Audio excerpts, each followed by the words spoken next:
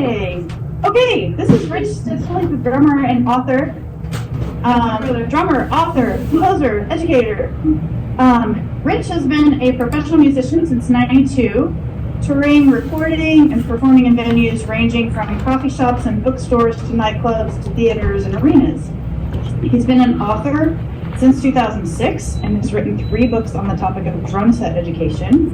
He's been a composer since 2007 and has written over 100 hours of music for his educational platform. He's been a clinician since 1995, giving talks, workshops, clinics, master classes at universities and music stores across the country. He's been the host of an award-winning podcast since 2018. He's married with a daughter and a stepdaughter in college, and he also has 2 cats. He considers himself a freelance entrepreneurial creative. As a musician, there are many avenues one can take to satisfy not only the artistic and creative need, but also the practical financial aspects of life. One of the biggest challenges of being your own product is work ethic. Learning to be your own boss, accountant, booking agent, manager, etc. is one of the biggest tricks to having a successful career as an artist. The bottom line is you have to love what you do so much that you would just as easily call it your hobby as you would your job. If you're an artist or creative person of any kind, musician, painter, dancer, writer, etc., we'd love to talk to you about all of your options to continue doing what you love as you graduate into a career. Rich Stitzel, take it away. Hey, all right. Wow, I can't believe I even wrote that. That was impressive. Hi, everybody. It's great to see you. I know we have short time, and I want to be as helpful to you as possible. So I would love to answer questions instead of talking more about myself, or even, I'm happy to answer questions about what I do, but I want it to relate to you and your career path, your ideas. I know that you're in high school now. This is a version of this is one of your lives. College is going to feel like a whole lifetime to you. And then as you get out of school and start to get into your quote career, that's going to feel like a lifetime. Like, we have all these milestones throughout our life, and each one of them is different. And you'll realize I'm 52 years old, and I look back now and I see all these epochs in my career, and they're all very different. I thought differently, I felt different. So I want to talk about that and let you know that you don't have to have everything figured out right now, because things change throughout your life. So do you each have a question prepared, or are we just gonna have a little conversation? You do? Okay, great. Well, who would like to ask the first question? Tell me your name, what you're wanting to do, what you think you want to do, and then your question. I'm T. Smith II. I want to be a musician and an actor. Right now, I'm most interested in drum set, and I just want to know how you became such a good drummer. Well, there's no secret to becoming good at something. It takes a lot of dedication, a lot of work, sacrifice. There were times in school where I decided that instead of hanging out with my friends, I'm going to practice. There were even times where I decided instead of going to school, I'm going to stay home and practice. And I don't recommend that for anybody, but it's a decision on, if you're passionate about something, then you're going to dive full into it. And right now, you're probably 17, 18, right? Something like that? 16? 15? 15? Okay. So nowadays, everyone thinks that they have to have rock star level abilities by the time they're 18, and then by the time they're 21, and then by the time they're 25. It's a lifelong journey, right? There are drummers alive right now. Roy Haynes is 90 years old. He's still practicing, and he's one of the best drummers of all time. So we have to remember that the whole thing is a journey, and I don't feel like I'm as good as I want to be, and that's what drives me to continue to practice, right? You have to continue to acknowledge the work that you've done and the progress that you've made, but you also have to stay motivated and inspired and driven to always do better, always work harder, and it'll happen. It just takes time. It's one of those things that actually literally requires time, because you have to have time to practice, right? Yeah, that's a great question. It's a hard thing to do. It's the easiest thing to think about, and it's the hardest thing to actually do, is like get in the practice room and work on the things that matter. It helps to have a teacher. Yeah. But I mean, a double threat, actor and musician, that's awesome. You can do a lot with that. That's very cool. Good. Well, if we have time, let's circle back around. We can talk a little bit more about that. I want to make sure I catch everybody and get a little bit of an answer in at least. Thank you. Is that good for you? Yes. Okay, awesome. Hi, I'm Melody Pierce. I'm a junior here at Penn, and I play the trumpet in the band. My question is, like, I always loved playing my instrument, but I was just never sure, like, if I were to pursue a career in that, like, what steps do I take, like, during high school and after high school, if I were to pursue that? Well, the thing that happens in college that does not happen in high school is you're all of a sudden with a bunch of people that have the same goal as you, right? In high school, you're just in high school. There's lots of different people, and now all of a sudden you're in college and you're hanging out, and a lot of your friends become trumpet players because those are the people you're in class with. And so you start to build your network. It starts to happen in college. So when you're in college, you're making friends, and it feels like you're just having a nice life with friends. But then when you get out of college, you realize, oh, so-and-so's now playing with Tower Power. Oh, so-and-so's now playing with, Snarky Puppy. And you go, oh, I sure am glad I went to school with these people. Hey, how's it going? You guys need another trumpet? Like your network starts to build. It starts to build now, really. And you don't want to treat your friends like they're like business partners or anything like that. But your community starts to become more related to what you love to do. And that supports your growth as well. Yeah. Does that make sense? Yeah, I think so, yeah. Yeah, I mean, it happens. It makes more sense for us as artists. We see it happen in the business world all the time. It's like, oh, these people went to Stanford and now they're in Silicon Valley and they just invented Facebook.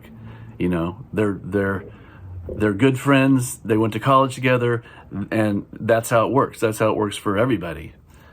Same with musicians. Yeah. So another thing that just happens as time moves on. Good question. How about in the white shirt with the water bottle? Yeah. Okay. So, I'm assuming that you've published stuff, musically speaking. So I was really curious what the whole process looks like, because I've worked with the collective labels, and that's kind of an easier process because you just give them your stuff and, oh, everyone worked on it. So, you just assign someone to do that job. So what's that like being your own guy doing that? Well, I'm a third generation musician. My grandfather was a huge, he had a publishing company. He started this big jazz organization. And I remember being in his office a long time ago, and it's just like millions of pieces of paper and stacks of books and music stuff. And then my dad is a publisher. He writes big band music. So I grew up watching that world. And when I started to, the beauty of the invention of the internet and social media made it so much easier to do everything on your own. Whereas in the old days, you'd have to pay a printing press and then a distributor and then a publishing company. And pretty soon, a $30 product that sells for $30 retail, the person who wrote that book or whatever is going to make about $2. And I watched that happen in my life. I watched my family be publishers and have people as artists. And I'm like, man, it's like buying something on a credit card going with a publisher nowadays. Because if you're willing to put in the work, you're going to promote your stuff more than any publishing company. Hudson Music, which is the largest music publication company in the world, just released one of my books today. It came out. and they sent an email to their list of 50,000 people or whatever, and then that'll be it. They're not going to send that another email out to their list because they have another artist tomorrow and another artist tomorrow. So you might get one big, hey, check it out, this person just wrote something. But then it's up to me to continue to say, my books are available on Hudson, you know. And the beauty is I can post on social media, TikTok, Instagram, Facebook, and it's free, and it allows you to be in complete control of your product. Like this is my most recent book, and I kept all the publishing rights to it, and I gave the digital rights to Hudson. So when I sell a book, I make the full amount that I sell it for. Now it gets deeper and deeper. I mean, Amazon takes money if you sell through Amazon and stuff like that. So you start to figure out, okay, my art is also a business, and you have to treat your artistic stuff as a business and figure out what's the value of this? How much time am I putting into it? You know, things like that. But doing it yourself is so possible nowadays that I highly recommend that be the only way that anyone do anything. Yeah. Yeah. Not to say that it's not fun to collaborate with people and do projects together. Yeah, but when it comes to the business part of it, that's where you have to start, you know, making those decisions. Yeah. Man, these are great questions. Okay, plaid jacket. You said you make your compose your own music, right? Yep. Yes. Oh, dope. How did you really start to do? How? What's the process of making your own music? Okay, this is a great question. And I'm the perfect person to answer it. Because I've always been a drummer, and I've never been anything I've never considered myself a composer or anything. I always thought, I'm the drummer. I can sing, I can kind of play piano. But when I started writing exercises for drummers, when I started writing lessons, I thought it sure would be cool if these exercises had music that went along with it. Because it's a lot more fun to practice to music than it is to practice to just a metronome. And so I literally opened a DAW, a digital audio workstation, which was Reason at the time, but you know, there's Ableton and there's Logic and Pro Tools, there's a million of them. And I literally went in and bing, bong, bong. I'm like, okay, those three notes sound cool together. How can I start to manipulate them? And I literally would just draw on MIDI, just drawing, putting dots in and then listening and going, maybe this should be different. I totally did it by ear, not by theory, not by, this is how you learn how to do, you know, harmony and jazz. So this is how it needs to be. I would use my ear and I was like, okay, this sounds cool. Great.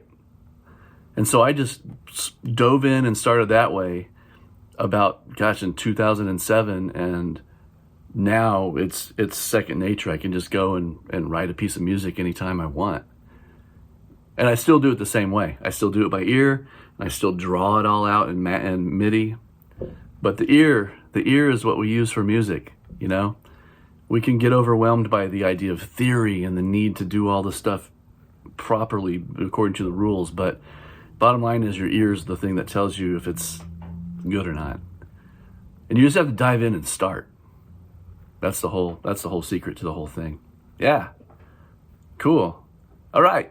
Is that good? Good answer for you? Okay. Awesome. So my name is Anita, and a question I have for you is, how have you grown as an artist? Say that one more time. How have you grown as an artist? How have I grown as an artist? Yeah, there you go. Yeah, okay. This is a great one. So in the beginning of being a musician, are you a musician? Not really. Okay. So in the beginning of a person being a musician, the first thing you're doing is just learning how to play your instrument. Like, what fingers go down and how do you do your embouchure to play a scale on the trumpet, right? And then eventually you're like, okay, there are some artists that I really like. I really like Miles Davis. I really like, Herbie Hancock. And so you start to emulate these people. and you go through a period of emulation where you try to learn how to play like the greats, the quote, the greats.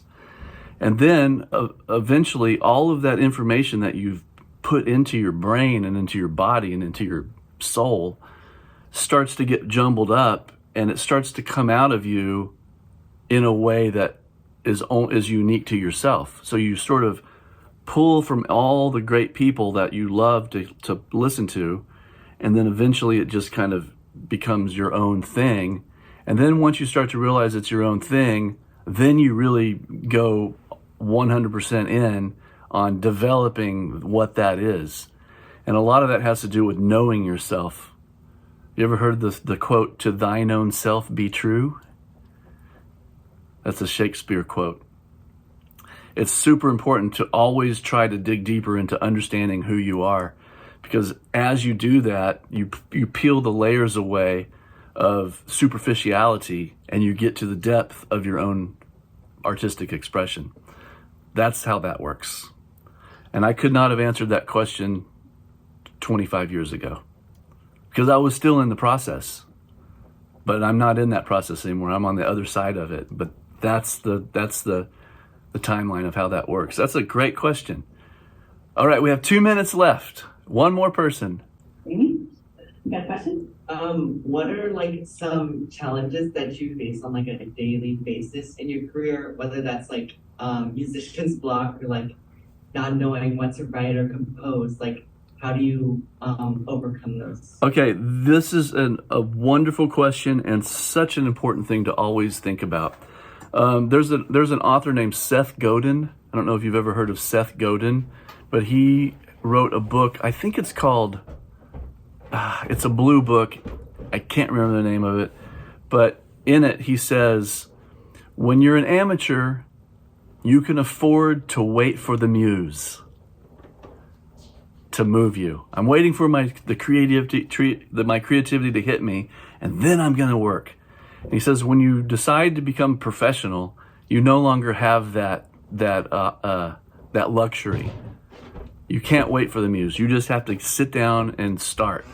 And so the hardest thing is knowing that when the last thing you want to do is sit down and you don't feel any creativity, is to sit down and start doing something.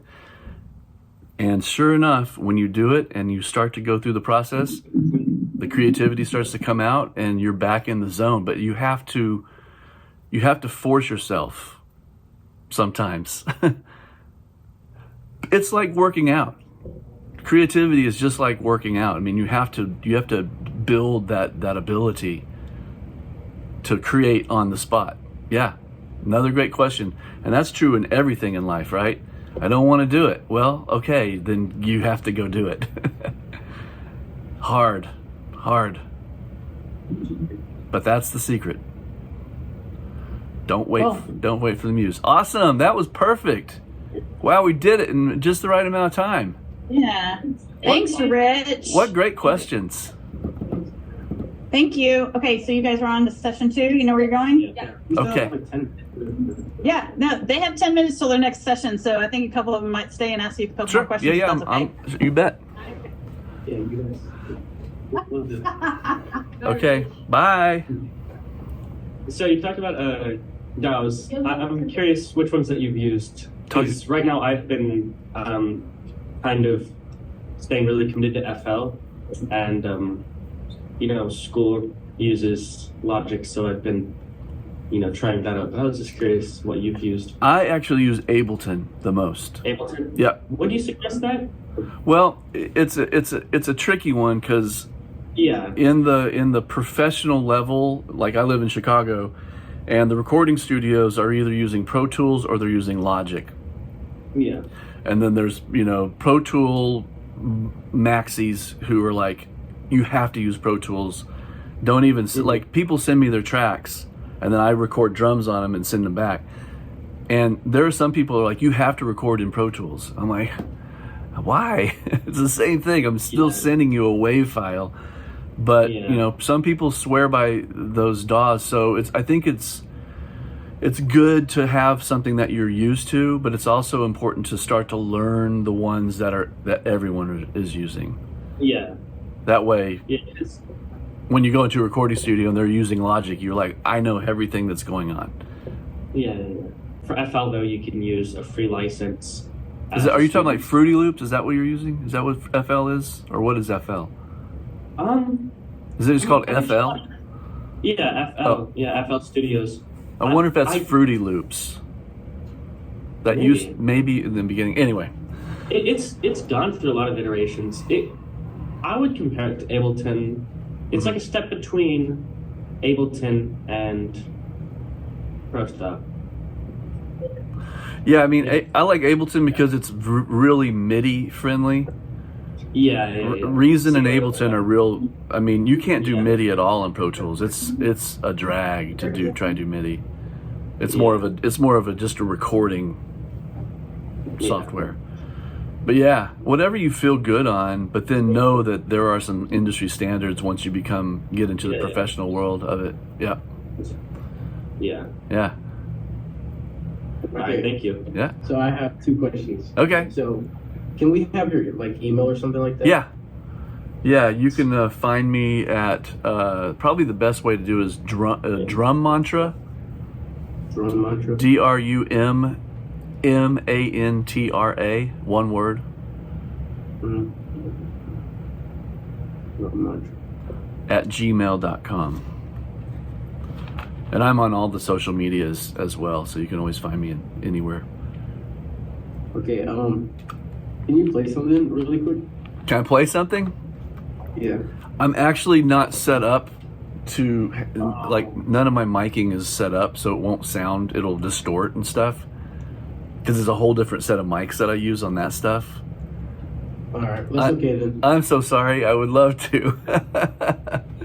Thank you. Yeah. All right. Have a great day. You too. Bye, Latif. Thanks. Hey, so our next session is at 220? 2:20. Yeah. Okay. So, feel free to take a break. I'll leave this open. There's nobody else coming in here between now and 2:20. So I'll leave this open. You can pop off and pop back on if you want or whatever. It doesn't matter. But, take a little break. Okay. And I'll see you in, I don't know, half an hour. Great. Is that right? Yeah. I have another Zoom call right now, so I'm going to log out and then I'll come back to this There one. you go. All right. See you in a little bit. Okay. Bye-bye. Bye. Rich Stitzel, take it away. Hey, everybody. Thanks for being here. I hope I can answer some questions for you and give you clarity on the secrets of life in the next 20 minutes. So without me saying much more, I would like to just go into questions, if that's cool. Hi, my name is Lyndon. I'm a senior here. What would you say is the most difficult part about your job, or something that you've been through that you have to kind of figure out how to work through? This is a great question, and this is true with anything that you do in life. Especially if you're a self-employed person, is to be self-motivated. That's a huge challenge. You're walking past the television, and it sure is easy to turn Netflix on. No. But I do have other distractions, social media. There's all these things that you can spend your time doing, and you have to make a decision on what are you going to do for yourself? What are you going to work on that is yours? And in the last class, and I'll just go ahead and repeat it because this is a really good thing. I read a book called The Practice. I believe it's called The Practice. Last session, I remembered the author's name and not the book, and now I can remember the book's name and not the author. Seth Godin, The Practice. And he said, when you're an amateur, you can wait for the muse to be inspired. But when you're a professional, you do not have that luxury. You just have to plow through and do the work. So you can't wait to be excited about something or inspired about something. You just have to, put your head down and work. And like anything, when you want to get better at something, when you want to make progress, you have to dedicate yourself and you have to work on it. And it's just like working out. If you're wanting to build muscle, you have to go to the gym every day. If you want to build the ability to create every day, you have to practice that. And it's hard because there's no one telling you to do it. You know, if you're in a job, someone's telling you what to do, but if you're self-employed, you're your own boss. So that's the biggest challenge, I think, is always moving forward. Great question. Is that a good answer? Yeah. Okay, awesome. Okay, next. Hi, my name is Justice Thomas, and my question is, why do you pick drumming over like other instruments like saxophone or like clarinet, like from line drumming? Why do I think that drumming? What made you choose drumming over something else like playing the saxophone or playing the clarinet or something like that? Why did you choose drums? You know, everybody is different. And I actually, it's funny you said saxophone, because my first instrument when I was, I started off on piano, and then I played bass when I was 10 years old, and that didn't last very long. And then I played saxophone in middle school, and that lasted 2 years. And then I was like, maybe I should try drums. And when I got on drums, it's like, yeah, this is it. It all clicked. And you know, when you're in a band, you have the drummer, the keyboard player, the horn players, the bass player, and every single person has a completely different personality. So do you play an instrument? No, I split a tuba. Okay. Everybody that plays an instrument, their personalities kind of match that instrument. I started to realize, like, lead singers are very outgoing people. They have to be, right? Drummers are a little bit quieter because we're behind stuff, we're in the back. And so personality really has a lot to do with what instrument ends up being in the hands of that person. Yeah. But I love math, and drums and rhythm really relate to math for me, you know, and like coordinating limbs and doing different things with different parts of my body really felt right. Like, I like that challenge. That is why. And also because both of my parents are professional musicians and neither of them played the drums, so no one was around to tell me what to do. Because when I played saxophone, my mom would say, you might want to think about this, you know. I was like, I don't want anyone to tell me anything, I just want to do my thing. So early on, when I was 14 is when I started, so that was my way of rebelling. I'm going to play the drums. That's weird. Awesome, good question. Next. My name's Sid, and my question is, what's like the hardest thing to learn? So I was always told it was like music theory, but I bet it's for people. Do you play music? Are you a musician? Yeah, What do you play? the piano and the flute. What is the hardest thing for you to learn? How to use my left hand. Okay. So the answer to that question is different for every person, right? And you're going to face those kinds of challenges throughout your career, whatever it is you end up doing. You're going to find one day that all of a sudden maybe theory makes total sense, but then all of a sudden you're trying to do jazz theory and you're like, wait a second. Classical theory goes the circle of fifths and jazz theory goes the circle of fourths. Everything's backwards. And then you go, okay, am I going to confront that challenge and work my way through it? Or am I going to let that intimidate me for 20 years and go, man, I wish I would have worked on that. So challenges are unique to every individual. I mean, we all come into this world with different abilities, and I think the more important thing is to know that they can all be overcome, and it just depends on the amount of dedication that you have to confront that challenge to get past it. Because if one person's been able to get past it, then everyone should be able to get past it.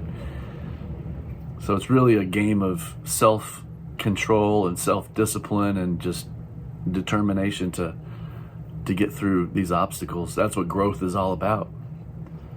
So time to work on your left hand. Cool. Good question. I'm Lukenstein. And I was wondering, like, when you first started like touring, like locally, like what did your set list look like? Were you playing like original songs or like covers? And then like also like was that your like main thing? Like or did you have to have a job also? In the beginning, it was all original. Every band I was in was an original band. And I loved that culture because when you're in an original band, that's the only thing you do.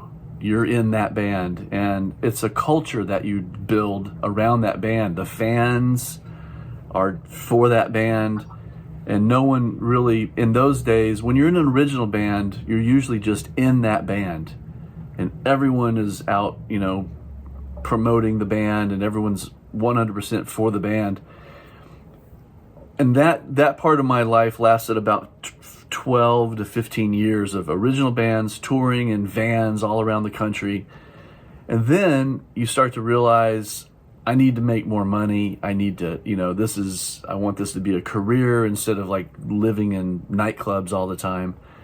And so that's when it becomes a job on its own. So in the beginning days, and actually the touring I did kind of support us. So we were able to eventually, you know, buy houses and stuff by being in original bands.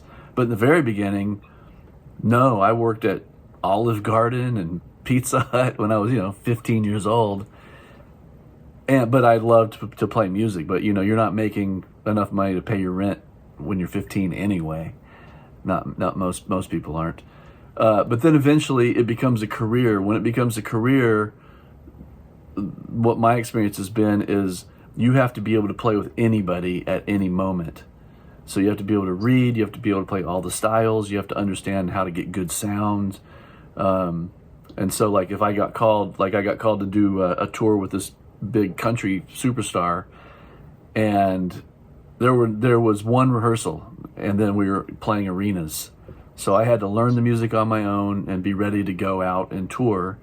And as soon as I got back home, you know, I'm playing a wedding and I'm playing jazz at a coffee shop. So when you're a professional musician, there's never a defining, this is what I do. You kind of always are doing everything. And a lot of that has to do with making a living. I mean, part of it has to do with being an artist. And like, I like to be an artist and play with lots of different things. But then it's also, you know, I also like to live in a nice house and do nice things. So, you know, I also write books and I teach and I play. So I do more than just play drums now. Because I love doing all of those things. So it kind of evolves as you go. What do you play? Are you a musician? Oh yeah, I play guitar and I sing. Okay. I drum a little bit too. Okay. Yeah. Is that what you want to do? Yeah, definitely. Cool. Well, the hardest thing about being in an original band is finding musicians who are 100% committed to being in that band and are good enough to play at a level that if you're the songwriter, you want everyone to be able to like express your vision. And so the hardest thing about being in an original band in the beginning is like finding players that are good, that are willing to commit and see the artistic vision of the whole thing go through. I loved the challenge, and it's hard, but when you find those people, it's magical. It's the coolest thing in the world. Yeah. I got like one really close friend, but that I write a lot with, and then like our drummer and bassist are kind of filler, you know. But can I ask one more thing real quick? Yeah. Okay. Like, how do you start with like getting venues? Like, do you just like go in? Well, it's different nowadays. I mean, in the old days, yeah, you would just go in and say, "Hey, can we play a gig here?" And you'd give them your cassette. And now it's like a venue wants to see your numbers. They want to see your social media numbers. Like, does your band have an Instagram page? Are there cool you do have a following? Like, venues can now see all that stuff. And it used to be like, well, we promise we'll bring 20 people. And now they're like, well, we will only hire you if we see that you have, 2,000 followers type of thing. Now, I'm not saying those numbers are real, but social media is a huge part of getting your foot in the door of things. So like recording your rehearsals, or like setting up cameras and performing one of your songs and putting it on your YouTube channel, the band YouTube channel, not your personal one, but the band one. Get your branding all together. I mean, all that stuff is the fun part about being in a band, is like building your culture. Does that make sense? Yeah, definitely. Yeah. I mean, you know, and then yes, also calling venues, and there are venues that are made for showcases. So, you know, maybe there's 5 bands playing in one night, and those are the kinds of things that you can get in on in the beginning for sure. Yeah. I'm jealous. I want to go back to that part of my life. It was so awesome. I loved it. I loved every minute of it.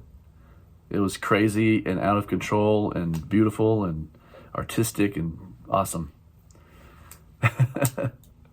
Good. Awesome. All right. I'm David, and the question I have for you is, what like period in your musicianship did you like learn the most, or like you improved the most in your opinion? That's a great question, and this is, again, I always say this is true for everybody, for everything in life. You go through these different periods in your life where, like, you know, I went to the University of North Texas for music, which is a big major music school. And so there were 200 drummers at that school. Before that, I was at Prynne. I went to Prynne. And when I was at Prynne, I was the second best player in the state. So I was the second chair all-state drummer. So I'm like, all right, I'm awesome. And I go to North Texas, and there's 200 drummers, and they're the best drummers from their states.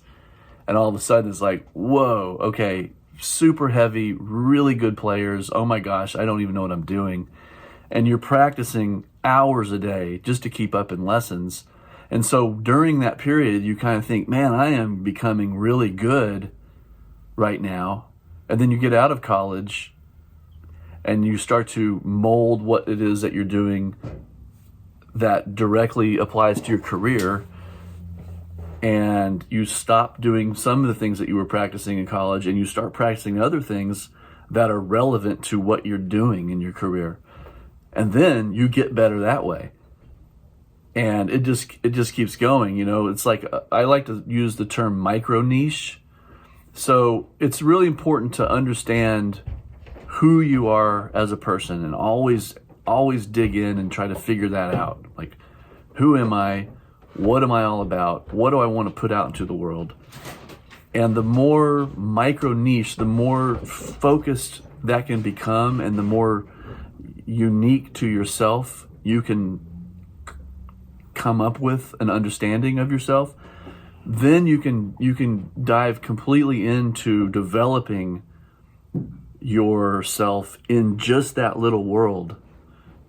And then you become a master, because there's all these levels of getting good, getting better. And then as that grows and your focus narrows in because you learn who you are more, you become actually a master of what you do. And that's a totally different space, because everything that you do adds to what defines you as an artist. So it's a really interesting question, because we go through all these developmental stages through life, and it never ends. I mean, people, you know, I said earlier, I'm 52 years old, and I've been playing drums since I was 14, and I'm more on fire about it now than I've ever been. Like, I'm more excited about practicing and writing and teaching and playing. I love it, because I've been able to filter out all the noise of, I have to be this for this person, and this for this person, and this for this person, and I can just completely be myself, be my own artist, use my own voice. And because of that, I can bring my mastery to the table. It's a lot less stressful, it's a lot more rewarding. But I'm sure there's other levels of growth that I haven't experienced yet that are yet to come. Yeah. And that's true for all of you. No matter what it is you do, you're going to go through all these levels of, all these periods of growth. And you'll go, wow, that's awesome. Good. We have 2 more minutes. Anyone have a final question?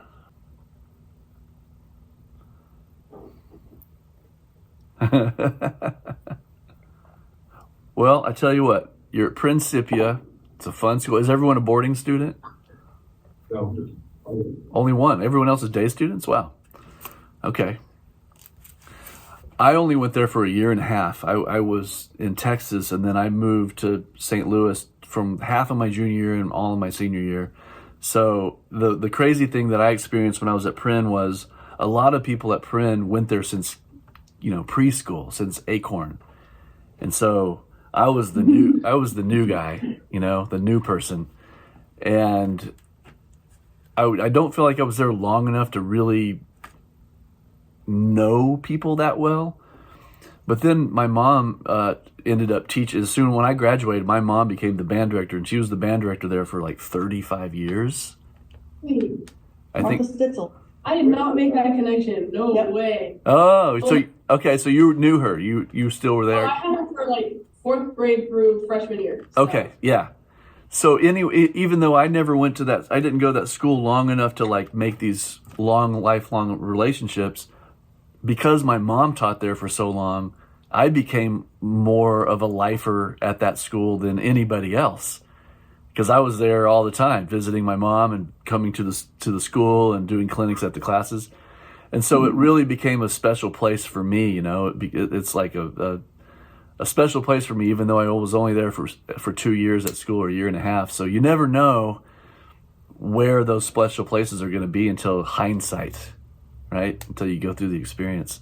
All right, we're at the time. Awesome. Yep. Thank you all. Great Thank questions. you so much, Rich. Yeah. It's good to hear your story. Thanks for answering all the questions. You bet. Have a Have a good good one. day. You too. Bye-bye.